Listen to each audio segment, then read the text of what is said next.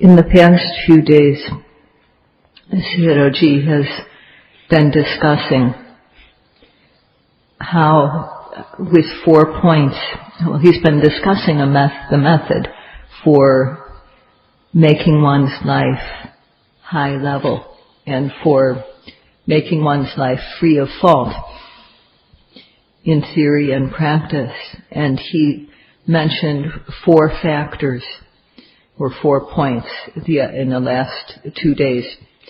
And he's talked about this as much as is appropriate for the moment. If he were to go into detail about these 4 points, then 1 month would not be enough. But those who have the ability to reflect can understand how these points might be elaborated. So now that we are doing the practice, when effort, mindfulness, and concentration become good, then the obsessive defilements, the pariyotana kilesas, are subdued, and we are free of them each second when virya, sati, samadhi are present. Moment after moment, with these powers occurring, we experience an amazing power of mind, and we experience a taste unlike that which we've experienced before, pleasure and happiness previously unknown to us. And the start of this is joy or happiness. But at the moment, what Sayadaw would like to talk about for today is how knowledge arises. Only when the mind is clean and pure, only if the mind is free of fault, anavajja, only if the mind is wholesome, kusala, then knowledge will arise. Then knowledge will arise. Of course, there is knowledge about what we have read, and reflecting on what we have read is cintamiya jnana. That which we have read is suttamiya jnana. But what we are talking about now is the knowledge that is developed from bhavana jnana. Not speaking of suttamiya jnana, theoretical knowledge, or cintamiya jnana, reflective knowledge.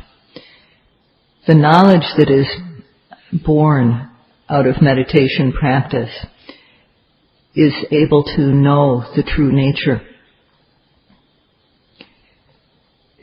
The jhanas, the absorptions, are kusala, but those mind states do not know the true nature of phenomena. They have as their object concepts, jhanic concepts. So with jhana, we aren't able to know impermanence, suffering, and selflessness, or anicca, dukkha, and anatta. Thus, it's not included in what is considered to be special knowledge.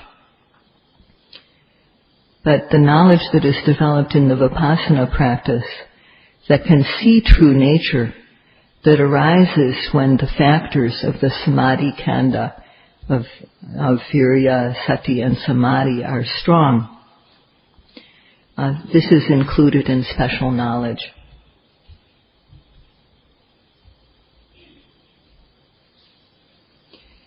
In the text, there is a type of knowledge called abhinya.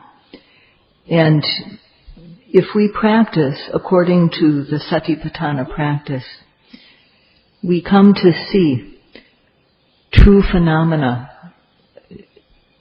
natural phenomena. We come to know them stage by stage. And this type of knowing this type of special knowing is called abhinya. Abhi is the prefix which means face to face, and nya means to know. So the knowledge that we develop in Satipatthana is knowledge that is directed towards natural phenomena, sabhava. And so it's called abhinya penya, or abhinya wisdom. So what is it directed towards? It's directed towards that which is to be known. It's a nyaya bimukha. Nyaya means that which is to be known, that which is good to know, what one should try to know. And this is the true nature of nama and rupa, physicality and mentality, that occur in one's own being. This means every seeing, hearing, smelling, tasting, touching, knowing, the base, the striker, and the spark. All these are called nyaya, that which is to be known, the dhammas which are to be known. So it includes everything. And each of these arise in their own time. And this abhinya, special knowledge, comes face to face with each object that arises. We make effort to observe the arising object and aim accurately. And the mind falls collectedly on the object. That means it's face to face with the object abhimukha. So being face to face, we see distinctly. This is nama, mentality. That is rupa, physicality. So the knowledge that sees clearly and distinctly in this way is called abhinya. And it's said, nyayabhimukha. This clear knowing is face to face with that which is to be known. And this is the knowledge that we are trying to get with the practice, this abhinya pinya. How can this knowledge that is called abhinya pinya, this type of special knowledge, arise? So this knowledge arises, it said, sabhava dhammanang lakkhana salakkanato, seeing the true nature of, seeing the characteristics of individual phenomena, natural phenomena. That means seeing the characteristics of physical dhammas, rupa dhamma, the physical phenomena, and nama, mental phenomena. Rupa, or physical phenomena, has the characteristic of breaking down. It changes, and it doesn't know. And nama is that which knows. There are many types of rupa, physical phenomena. The main elements that we mentioned earlier, the element of hardness, softness, coarseness, gentleness, the flowing, stickiness, cohesion, solidity, warmth, cold, hot, heat, lightness, stiffness and tension. These are the four major elements that make up physicality. And based upon these, there are other types of physicality called upada rupa. That is the eye, ears, nose, tongue, skin, and so on. But these are not obvious. And in Vipassana, we have to work with observing what is obvious, which is the four major elements of earth, fire, water, and air. And nama dhamma, mental phenomena, seeing consciousness, hearing consciousness, smelling consciousness, tasting consciousness, touch consciousness, and various types of thinking, planning, and so on. And together with these, there's contact. In the moment of seeing, there's seeing contact, and then feeling, good or bad. So these are all evident.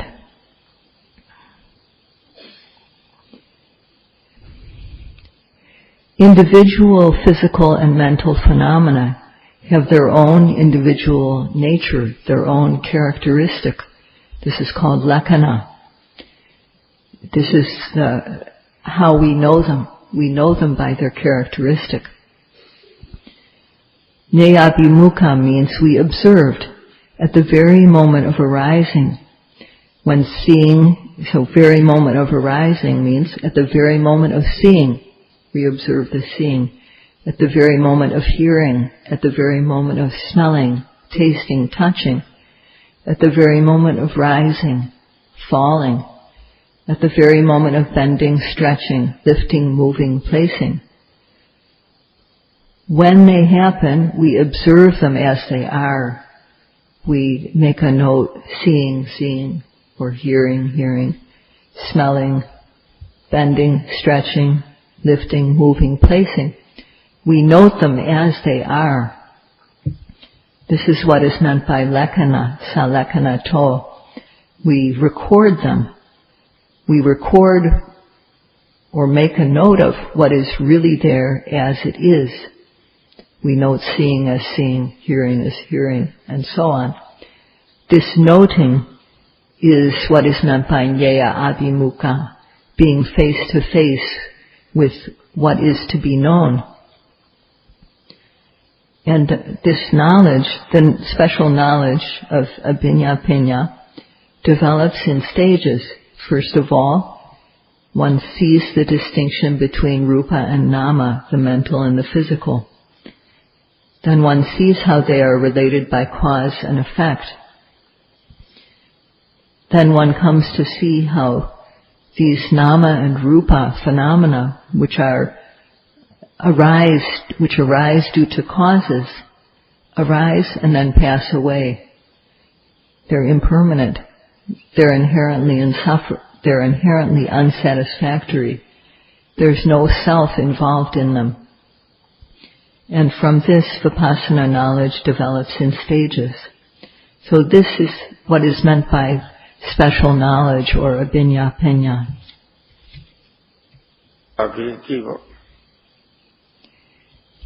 When we say abhiññāta, this abhi prefix which means special. Well, what is special about this knowing? Okay, when we say, first of all, that there is something special, it means that there are the things which are known are special. And then it can also mean the way in which when we say that something is special, it means that there are other ways of knowing that are not as good as this way of knowing. So the texts explain this abhiññāta as abhivisetaya paññāya ñāta. That is, it means dhammas which are known by special distinct wisdom.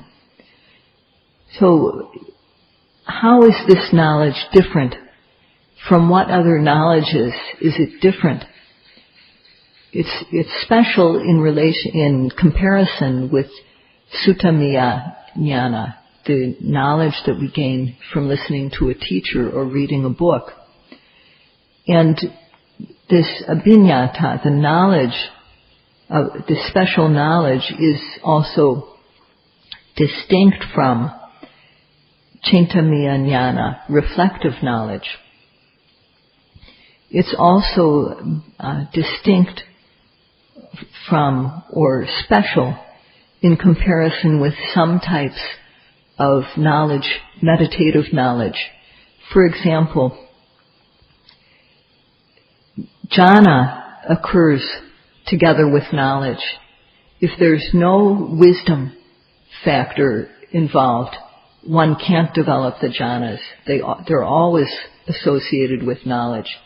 But the knowledge of Vipassana practice is special in comparison to the knowledge that is developed in a practice such as jhanic practice. So what this means is that when one comes to know nama and rupa, when one comes to see clearly the difference between nama and rupa, the mental and the physical, this knowledge is special in comparison to book learning or suttamaya jnana. It's special in comparison to reflective knowledge or chintamaya jnana. And it's special in regard to the knowledge developed by some other types of meditation such as jhanic practice. Earlier, Sayadaw mentioned the knowledge that we gain from reading or reflecting, or the knowledge that we gain from when we develop jhanas or absorptions. These forms of knowledge cannot know the base, the striker, and the spark that really exist in one's being. These types of knowledge can know concept. So they can know, for example, how many types of physicality there are in the body, or they can know the earth element is hard or soft. They can know in a conceptual way about ultimate reality. But they only know the shadow, just this concept of ultimate reality. They can't know ultimate reality itself. They only know, these types of knowledge only know form and manner or position. So knowing concept is not yet true knowledge. When we observe through the practice, we make effort to focus on the arising object with mindfulness, with accurate aim. And when the concentration becomes good, when the factors of effort, mindfulness, and concentration are good, the knowledge that arises can know ultimate reality, that is paramattha. They can know this knowledge that arises based on samadhi can know what really is there in our being. And thus the other types of knowledge mentioned, they are lower in value than the type of knowledge we develop in the practice. The type of knowledge we develop in the practice is very high value because we see the ultimate realities. We see what is really there in our being. However, book learning, reflective knowledge, and some types of bhavana knowledge,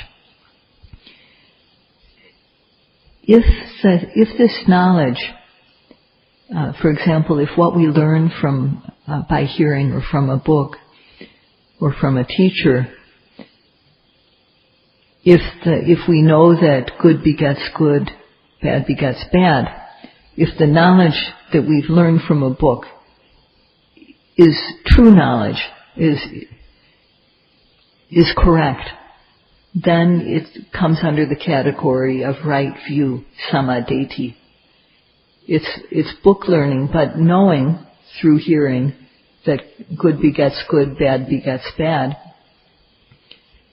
Knowing this in a theoretical way is still right view. And if one knows something correctly with theoretical knowledge, then that knowledge is good. For example, one knows cause and effect is likely, is probable, and one has faith in this. So this type of knowledge is considered to be part of samadhi, or right view. If knowledge arises, then one is free of wavering, free of doubt, and thus false ideas are dispelled. So wrong view, and which is mecha-deti, and right view, which is samadhi, cannot exist at the same time. So when one comes to have right view about cause and effect, then it's like light. Samadhi is like a light, and the darkness of ahetuka deti, or view of causelessness, for example, is dispelled. Wrong view, mecha-deti, is like darkness, and samadhi is like light. So when we develop right view, then this wrong view, the darkness of wrong view, is dispelled.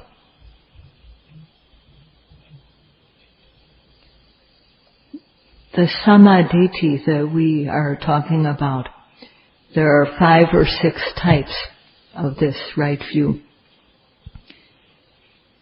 So the first is kama sakata samadhi, the right view of one's actions as one's own property. One's actions bring results. Jhana samadhi, that is the second type, the right view of absorptions. And number 3 is Vipassana samadhi, one who is walking the path of practice as we are, starting with the discernment, or the seeing clearly the difference between nama and rupa, seeing how phenomena which are related as cause and effect are suffering, are impermanent suffering and unsatisfactory. This is Vipassana samadhi, the right view of Vipassana. And then number 4, mega samadhi. At the completion, when Vipassana knowledge comes to maturity, and there's realization of path knowledge, in that moment, there is knowledge, and the knowledge that is contained as part of the path is called mega samadhi. Following immediately from path knowledge is fruition knowledge, phala samadhi. So this is in the moment of fruition, the part of that there's a factor of knowledge at that moment, and that is called phala samadhi. And then following the realization of nibbana, of path and fruition, there's a moment of reflection on what kilesas have been eliminated in one's stream and so on. There's a moment of reflective knowledge, and this is called pachawekana samadhi, when one reflects on what one has experienced through the path and fruition. So among these 6 types of samadhi, or right view, or knowledge, kama sakata samadhi, the first, is very important. It's the basis for other types of knowledge to develop. It's like a big junction from which other paths branch out. The first is this path of ordinary kusala, doing ordinary giving, ordinary morality, and so on. Just doing good deeds with the understanding that good deeds are clean actions and they bring good results. In the same way that we trust that eating good, nutritious food will bring us, eating nutritious and suitable food will bring us good health. We understand that nutritious food, which is suitable for us, is good for us, and we trust that. So these 2 points, we have knowledge and faith.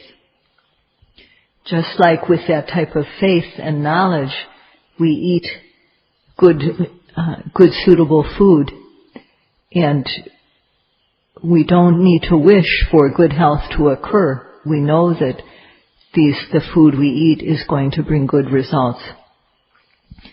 Similarly, with doing kusala, understanding that our actions, that good begets good deeds bring good results and bad deeds bring bad. One understands that doing kusala is good. It's a good behavior, delightful. And one does good deeds with faith that these actions are good and that they bring good results. No supreme being gives us good results when we do wholesome acts. They come about naturally.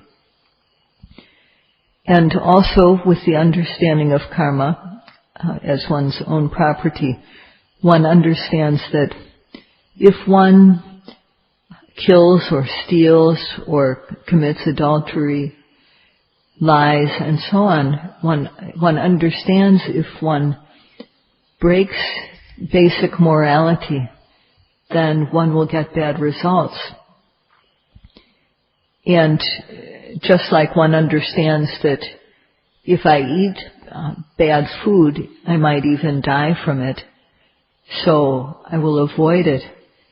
In the same way, one understands that doing bad deeds bring bad results, and one avoids doing them, and thus avoids the bad results.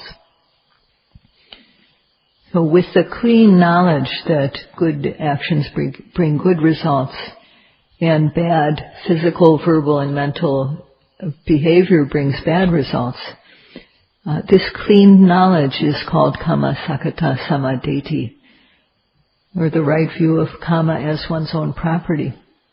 And it's a junction for other paths to branch out. The path just mentioned of ordinary kusala, then the path of jhana or absorptions, and then the path of liberation from samsara, which is the path the yogis are now walking, the path of satipatthana. Since we're not walking the path of jhana, we don't develop jhana samadeti. But vipassana jhana occurs, and in that there is knowledge which is comparable to the knowledge of jhana samadeti.